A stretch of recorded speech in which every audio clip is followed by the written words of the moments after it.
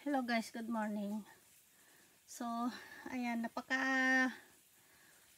lalaki na tong kamatis natin.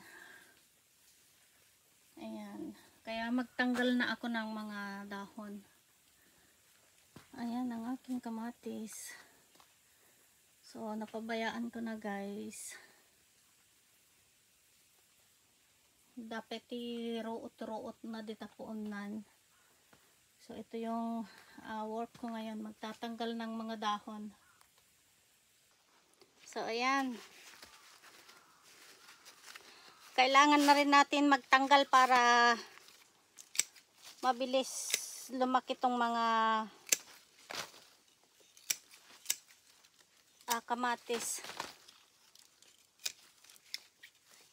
Ayan, dahil sa kabisihan ko sa bukid, hindi ko na rin naasikaso itong mga tanim kong mga gulay dito sa loob ng greenhouse.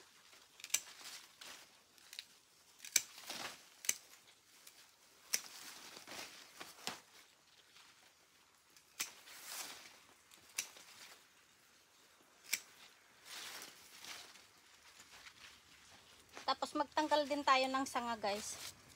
Itong mga ganito. Tatanggalin din natin. Ayan, napakadami ding sanga na kailangan nating tanggalin. Tapos nakadado pa ruotnan. Tapos ito guys, napakadami na ring bunga.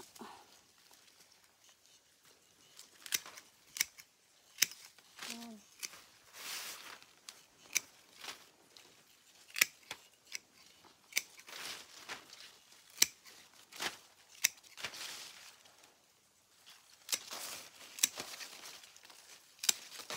So, marami akong mga iba-ibang variety ng tomato.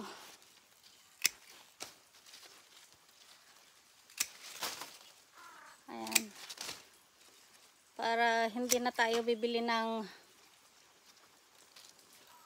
kamatis. Mahal po ang kamatis dito, guys. Oh, ayan, 'di ba? Napakadami niyang bunga. Hanggang dito sa baba. Ayan ang bunga hanggang dito sa baba, guys. Oh, sumasayad na. Nandito na sa baba ang mga bunga niya.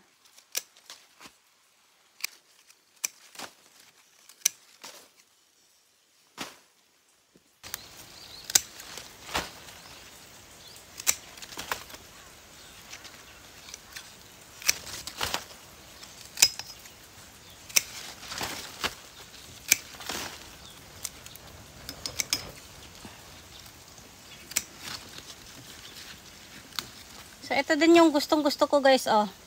Ito yung Aiko. Napakatamis tong tomato na to. Mini tomato. Ayan.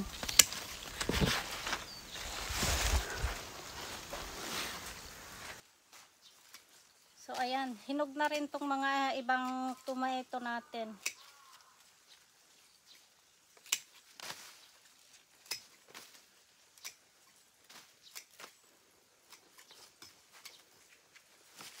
Tapos dapat iruruot. Magtanggal na rin tayo ng damo, guys.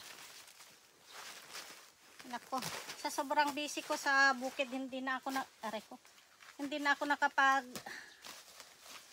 damo dito sa aking garden.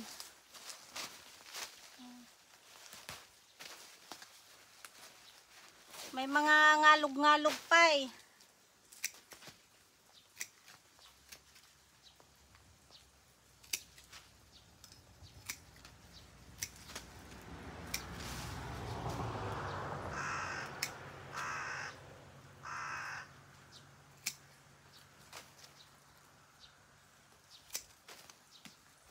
So, ayan. Tapos, pwede na rin tayong kumain, guys. Ayan, may mga, ano na.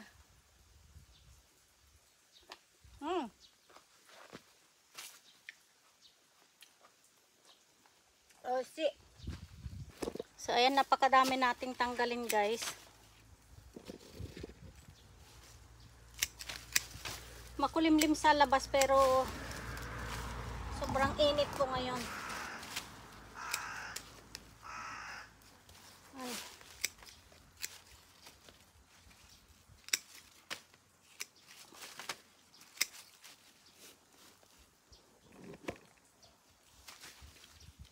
Tapos ito naman yung ibang variety. So, mayroon akong mga iba-ibang variety ng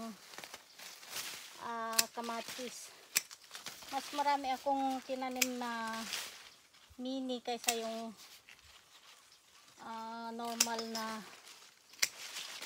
kamatis guys. Ayan, kalbuhin na natin.